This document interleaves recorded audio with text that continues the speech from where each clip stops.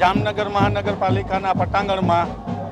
મહાવિભૂતિ Bharat Ratna મહામાનવ બોધિસત્વ doctor Baba Saheb આંબેડકરની 133મી જન્મજયંતિ નિમિત્તે જામનગરના બહોળી સંખ્યામાં લોકો, જામનગર મહાનગરપાલિકાના 5 પદાધિકારીઓ, જામનગર મહાનગરપાલિકાના તમામ કોર્પોરેટરો, ધારાસભ્ય બંને શ્રી દિવેશભાઈ રેવાબા, જામનગર મહાનગર ભારતીય જનતા પાર્ટીના પ્રમુખ, મહામંત્રી અને સંગઠન આખું અને પૂનમબેન સાંસદ શ્રી હાજર રહ્યા હતા અને બહોળી સંખ્યામાં આજે ડૉક્ટર બાબા સાહેબ આંબેડકરની જન્મજયંતિ નિમિત્તે ફૂલહાર કરી અને શ્રદ્ધાસુમન અર્પણ કરેલા